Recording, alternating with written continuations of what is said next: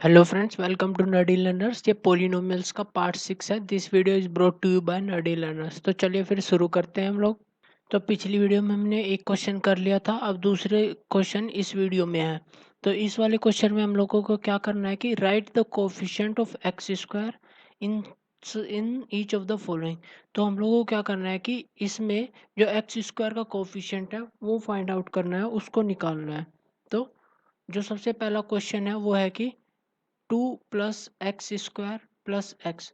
तो इसमें coefficient x square का कोफिशिएंट निकालना है हम लोगों को। तो मैंने पहले ही बताया था कि कोफिशिएंट होता है वो क्या होता है कि जस्ट उसके आगे जो भी कोफिशिएंट होता है वो वेरिएबल की जस्ट आगे वाली वैल्यू होती है। तो यहाँ पे वेरिएबल कोस वेरिएबल के बारे में पूछा गया है, इन्होंने पूछा है एक्स स्क्वायर के वेरिएबल के बारे में पूछा है, एक्स स्क्वायर के कोफिशिएंट को पूछा है। तो एक्स स्क्वायर कहाँ पे है, ये है। तो एक्स स्क्वायर के जस्ट जस्ट आगे कौन सी वैल्यू है, 1 है। यहाँ पे ये वैल्यू की बात नहीं कर रहा हूँ मैं कि एक्स स्क्वायर के आगे कौन सी वैल्यू 2 है। ये वाली वैल्यू नहीं बात कर रहा हूँ मैं, इसी टर्म में एक्स स्क्वायर के जस्ट आगे क्या है, यहाँ पे ही, यहाँ पे कुछ वैल्यू नहीं दी गई है। तो जब कोई वैल्यू नहीं दी जाती हम लोगों को क्या मानते हैं, उसको 1 मानते हैं। तो एक्स स्क्वायर का कोफिशिएंट क्या होगा, sorry, coefficient of X square. तो एक्स स्क्वायर का कोफिशिएंट क्या होगा, 1 होगा। एक्स स्क्वायर का कोफिशिएंट होगा 1, क्योंकि एक्स स्क्वायर के जस्ट सामने, यहाँ पे जस्ट सामने की बात चल रही है, यहाँ पे जो वैल्यू होती है, ना कि यहाँ पे या फिर यहाँ पे या फिर यहाँ पे, उनके बारे में नहीं, बस एक्स स्क्वायर के जस्ट सामने वाली बात चल रही है यहाँ पे। ठीक है, तो आप सबको पता चल गया होगा मैं किस बारे में बात कर रहा हूँ। ठीक है, तो जो कोफिशिएंट ऑफ एक्स स्क्वायर का वो है 1। ठीक है, अब देख लेते हैं सेकंड वन, सेकंड क्वेश्चन का आंसर। जो सेकंड वन है वो है कि 2x² - x² + x³ तो इसमें कोफिशिएंट ऑफ एक्स स्क्वायर का कोफिशिएंट क्या है, इसके जस्ट सामने कौन सा नंबर है, 1 है वही। लेकिन मैंने ये भी बोला था कि साइन को इंक्लूड करना है, हमको साइन को भी लेना है जब कोफिशिएंट की बात चल रही हो। तो इसका कोफिशिएंट क्या होगा, इसका -1 कोफिशिएंट होगा। यहाँ पे हमने प्लस साइन इसलिए लिया, अगर प्लस लगा भी लो या ना लगाओ एक ही बात होती है, वो प्लस ही माना जाता है। लेकिन जो साइन है, माइनस साइन है, वो हमें कंपलसरी लगाना ही पड़ता है। ठीक है, सो -1 यहाँ पे हमको लगाना पड़ेगा। ठीक है, तो ये इसका जो एक्स स्क्वायर का कोफिशिएंट इस वाले पोलिनोमियल में उस वो क्या होगा, -1 होगा। ठीक है, अब थर्ड वन देख लेते हैं हम लोग। थर्ड वन किस तरह से, π/2 x² + x। तो ये एक क्वेश्चन दे दिया है, इसमें किसका कोफिशिएंट पूछा है, एक्स स्क्वायर का कोफिशिएंट पूछा है। तो इसमें एक्स स्क्वायर कहाँ पे है, एक बार मैं लिख लेता हूँ, एक बार coefficient of X square equal to, तो एक्स स्क्वायर है ये, इसके जस्ट सामने कौन सा वैल्यू दी हुई है, π/2 दिया हुआ है। तो इसका कोफिशिएंट क्या होगा, π/2 ही होगा। ठीक है, तो इस वाले एक्सप्रेशन में, इस वाले पोलिनोमियल में जो एक्स स्क्वायर का कोफिशिएंट होगा वो होगा π/2। ठीक है, आपको समझ में आ गया होगा ये कैसे काम किया है। सो अब देख लेते हैं फोर्थ वन, √2x + -1। तो ये एक, इस वाले पोलिनोमियल में ढूंढना है कि हमको एक्स स्क्वायर का कोफिशिएंट कौन सा होता है। ठीक है, जो इसका कोफिशिएंट एक्स स्क्वायर का कोफिशिएंट होगा वो होगा वो होगा 0। ऐसा क्यों हुआ, इसका कोफिशिएंट 0 क्यों हुआ, तो वो इस तरह से हुआ। अगर हम इसको एक्सप्रेशन को लिखे, अगर हम, तो वो किस तरह से लिख सकते हैं, इसको ऐसे भी तो लिख सकते हैं, 2x, सॉरी, √2x + 0 × -1 ऐसे लिख सकते हैं ना हम लोग। अगर हम ऐसे लिखेंगे, तो जो ऐसे लिखेंगे जब हम लोग, तब क्या होगा कि, उसके बाद यहाँ पे देख लीजिए, तब क्या होगा अगर हम इसको आगे एक्सप्रेस करें तो क्या आएगा, 2x, इससे 0 करें, 0 से x² की मल्टीप्लाई करेंगे 0 आएगा, प्लस -1। तो फिर हम इसको कैसे लिख सकते हैं दोबारा, 2x - 1 ऐसे लिख सकते हैं ना। तो ये और ये सेम ही है। ठीक है, तो हम इसको ऐसे भी लिख सकते हैं। अब आपको समझ में आ गया होगा। और मैंने ये भी बताया था कि जब किसी भी कोफिशिएंट पूछे आपसे और वो कोफिशिएंट उस एक्सप्रेशन में गिवन ना हो, जैसे इसमें पूछा है एक्स स्क्वायर का कोफिशिएंट क्या है, लेकिन यहाँ पे क्या है कि ये कोफिशिएंट गिवन ही नहीं है, ये वेरिएबल गिवन ही नहीं है उस एक्सप्रेशन में, तब उस टाइम पे क्या करेंगे, हम कोफिशिएंट आंख बंद करके 0 लगा देंगे। अगर किसी भी वेरिएबल का कोफिशिएंट पूछा गया है किसी भी पोलिनोमियल में, अगर उस पोलिनोमियल में वो वेरिएबल प्रेजेंट ही नहीं है, तो हम आंख बंद करके उसका कोफिशिएंट 0 लिख देंगे बस। तो इसमें ये है। अब आपको समझ में आ गया होगा। अब आगे चलते हैं। तो यहाँ पे क्वेश्चन क्या है कि थर्ड क्वेश्चन ये है कि give one example each of the binomial of degree 35 end of a monomial degree 100। तो इन्होंने बोला कि एक एग्जांपल देना है दोनों का, जिसकी बाइनोमियल डिग्री 35 होनी चाहिए और एक मोनोमियल डिग्री 100 होनी चाहिए। तो हम लोगों को पता ही है कि सबसे पहला फर्स्ट वन कर लेते हैं हम लोग। तो इन्होंने क्या बोला है, सबसे पहला ए बाइनोमियल ऑफ डिग्री 35। ठीक है, ये करना है। हम लोगों को पता ही है कि बाइनोमियल कौन सा सम हो, बाइनोमियल कौन से होते हैं। बाइनोमियल हम लोगों को पता है जिसमें दो टर्म होते हैं वो बाइनोमियल कहलाते हैं। तो हम लोगों को एक ऐसा एक्सप्रेशन लिखना है जो दो टर्म में बना हुआ हो, दो टर्म से बना हुआ हो। और हम लोगों को ये भी पता है डिग्री क्या होती है, जो हाईएस्ट पावर होती है किसी भी वेरिएबल की, तो उसको क्या बोलते हैं, डिग्री बोलते हैं। तो ऐसा अब हमें ऐसा लेना है कि उसके एक वेरिएबल में तो 35 डिग्री हो, और दूसरा कितनी भी डिग्री हो सकती है, लेकिन होना चाहिए वो two variable, sorry two variable नहीं होना चाहिए, होना चाहिए वो टू टर्म पोलिनोमियल होना चाहिए, क्योंकि बाइनोमियल उसे ही बोलते हैं ना जो टू टर्म होता है। तो इसका क्या होगा, x35 प्लस 2। अब देखते हैं इसको, ये हमारी कंडीशन वो कर पा रहा है जो इसमें बाइनोमियल है ये, हाँ ये बाइनोमियल है, इसमें टू टर्म्स है तो ये बाइनोमियल हुआ। और इसकी डिग्री क्या है, 35 है, तो ये ए बाइनोमियल ऑफ डिग्री 35 ये हो गया है।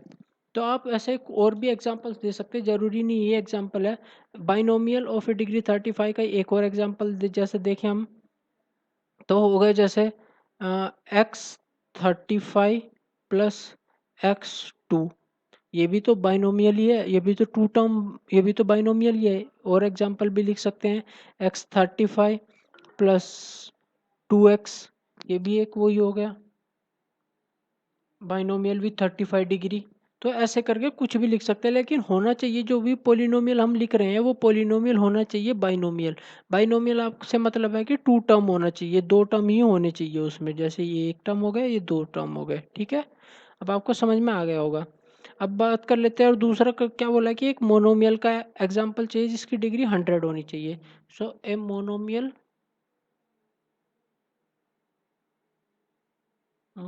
Of degree 100। तो हम लोगों को पता है कि मोनोमियल क्या होता है, एक टर्म होता है, तो हम लोगों को एक ही टर्म लिखना है, x=100 लिख सकते हैं बस, इतना ही तो होगा। यही तो एक टर्म होगा। या हम कुछ और एग्जांपल देखें, तो जैसे 2x 100 हो जाएगा, या फिर 2y 100 हो जाएगा, या फिर y 100 हो जाएगा। बस इससे ऐसे ही कर सकते हैं, यहाँ पे 3 लगा सकते हैं ज़्यादा, तो 3y 100 हो जाएगा। तो ऐसे करके कुछ भी दे सकते हैं, बस होना चाहिए, कंडीशन ये है कि वो मोनोमियल होना चाहिए और इसकी डिग्री 100 होनी चाहिए। मोनोमियल मतलब एक टर्म होना चाहिए और डिग्री 100 होनी चाहिए। तो ये हो गया उसका एग्जाम्पल। आप लोग कुछ भी दे सकते हैं, लेकिन बस इस कंडीशन को फुलफिल करना चाहिए, मोनोमियल होना चाहिए और डिग्री 100 होनी चाहिए। ठीक है, आप लोगों को समझ में आ गया होगा ये कैसे काम कर रहा है, ये सम कैसे सोल्व करना है। अब आगे चलते हैं हम लोग।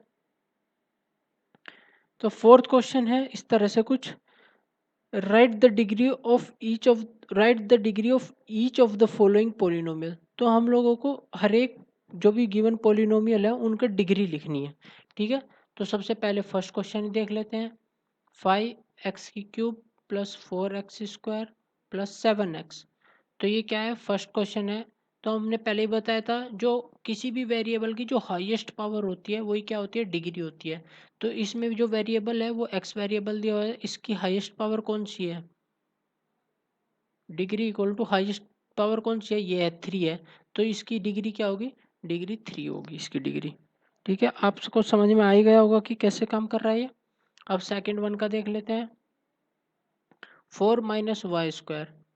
ठीक है, इसमें डिग्री बताइए क्या होगी, तो इसमें डिग्री होगी 2। थर्ड वन देख लेते हैं हम, 5t माइनस रूट 7। इसमें डिग्री बताइए क्या होगी। तो डिग्री वही होती है जो हाईएस्ट पावर होती है किसी भी वेरिएबल की। तो इसमें वेरिएबल कौन सा है, इसमें वेरिएबल है टी। तो जब टी वेरिएबल है तो एक की 1 है, इसकी डिग्री, इसकी जो पावर है वो 1 है, तो डिग्री भी क्या होगी, 1 होगी। ठीक है। अब बात कर लेते हैं फोर्थ सम की, 3। इसकी डिग्री बताइए क्या होगी। तो इसकी डिग्री होगी 0। मैंने पहले भी बताया था कि जब कोई भी कांस्टेंट दिया हो, टर्म सिर्फ कांस्टेंट टर्म दिया हुआ हो, कोई और कुछ दिया ही ना हो, किसी भी पोलिनोमियल में सिर्फ एक कांस्टेंट नंबर हो, तब डिग्री क्या होती है, 0 होती है। इसको हम कैसे लिख सकते हैं, इसको 3x⁻0 लिख सकते हैं, ऐसे भी तो लिख सकते हैं।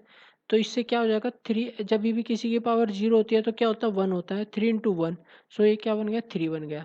तो इसको हम ऐसे लिख सकते हैं। ठीक है। तो अब जब ऐसे लिखेंगे तो इसमें जो पावर है वो क्या है, 0 है, तो डिग्री भी क्या हो गई, 0 हो गई। ठीक है, समझ में आ गया होगा अब आपको। या फिर शॉर्टकट में याद रखना है तो ऐसे रख सकते हैं कि जो कांस्टेंट टर्म होता है, कोई भी कांस्टेंट नंबर दिया होगा किसी भी पोलिनोमियल में, जैसे ये दिया हुआ है, तब डिग्री हमेशा क्या होगी, 0 होगी। जैसे दिया हुआ है तो हमेशा डिग्री 0 होगी। तब आगे चलते हैं हम लोग। तो हमारा फिफ्थ क्वेश्चन है कि classify the following as linear, quadratic and cubic polynomial. हम लोगों को क्या करना है कि इसमें बताना है कि लीनियर कौन सा है, क्वाड्रेटिक कौन सा है और क्यूबिकल पोलिनोमियल कौन सा है। ठीक है। जो फर्स्ट सम है वो देख लेते हैं हम लोग, x² + x। तो मैंने पहले ही बताया था जो लीनियर होता है, क्वाड्रेटिक होता है या फिर क्यूबिकल होता है, वो किसके ऊपर डिपेंड होता है, वो डिपेंड होता है डिग्री के ऊपर। जो भी डिग्री होती है उसके हिसाब से हम बताते हैं कि ये लीनियर है, क्वाड्रेटिक है, क्यूबिक है।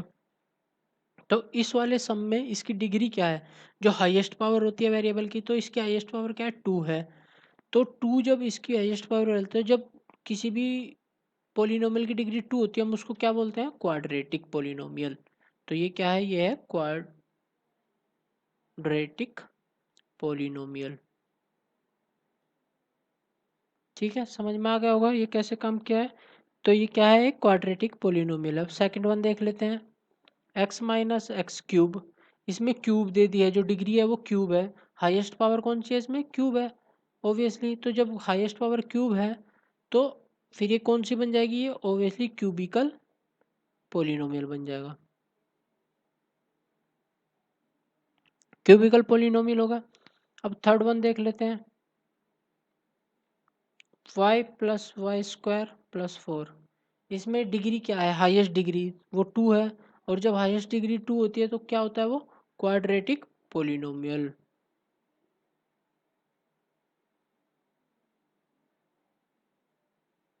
ठीक है। अब बात कर लेते हैं फोर्थ वन की। फोर्थ वन है 1+x। तो इसकी डिग्री क्या है, डिग्री फिर से बताऊं मैं, डिग्री वो होती है जो वेरिएबल की हाईएस्ट पावर होती है। इसमें वेरिएबल कौन सा है, x है वेरिएबल, और इसके हाईएस्ट पावर वेरिएबल x है। तो और कहीं भी x नहीं दिया हुआ है, अगर और कहीं भी दिया होता है तो हम उनको कंपेयर करते हैं कि हाईएस्ट पावर कौन सी है। तो इसमें जो हाईएस्ट पावर है वो 1 है। तो जब 1 है हाईएस्ट पावर तो क्या बोलेंगे हम उसको, लीनियर, लीनियर पोलिनोमियल। ठीक है। पांचवा 3t। तो इसमें बताइए क्या है, इसमें जो हाईएस्ट पावर है वो 1 है, और जब 1 है तो फिर क्या हो जाएगा, लीनियर पोलिनोमियल हो जाएगा।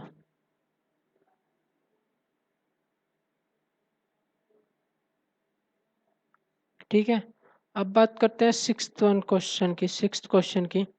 ये r² है, ये फिर से स्क्वायर दिया हुआ है इसकी पावर। जब पावर स्क्वायर हो तो क्या होता है, क्वाड्रेटिक। तो ये क्या होगा, क्वाड्रेटिक पोलिनोमियल। अब बात कर लेते हैं लास्ट सम की। ये 7x³ है। अब ये इसकी डिग्री कौन सी है, इसकी डिग्री है क्यूब। तो ये क्या होगा, क्वाड्रेटिक, ये सॉरी, जब जब डिग्री क्या होती है, क्यूब में होती है या 3 होती है जब डिग्री, तब क्या होता है, क्यूबिकल पोलिनोमियल। तो ये क्या है, ये क्यूबिकल, सॉरी क्यूबिक पोलिनोमियल है, नोट है क्यूबिकल, क्यूबिक पोलिनोमियल बोलेंगे हम उसको। अच्छा, यहाँ पे आप सबको समझ में आ गया होगा कि ये क्यूबिक कैसे है या फिर ये क्वाड्रेटिक कैसे है। तो बस ये एक्सरसाइज यहाँ पे ख़त्म होती है। आगे के क्वेश्चन हम अगली वीडियो में करेंगे। Thank you. For more video subscribe, like and share और बेल आइकन दबा दीजिए जिससे आपको नोटिफिकेशन मिलते रहे। ये हमारा फेसबुक पेज है, इसको लाइक कर सकते हैं, और ये हमारा ब्लॉग पेज है, इसको भी लाइक कर सकते हैं। इनके लिंक मैंने डिस्क्रिप्शन में दे दिए हैं। और मैं आप लोगों को इसी वीडियो से रिलेटेड कुछ और सम्स दे दूंगा जो मैं पिन कमेंट में आप सबको लिंक्स पिन कमेंट में आप सबको लिंक दे दूंगा। वहाँ पे आप जाके उनको और अच्छे से प्रिपेयर कर सकते हैं और अपने अपने टॉपिक को स्ट्रॉन्ग बना सकते हैं। Thank you.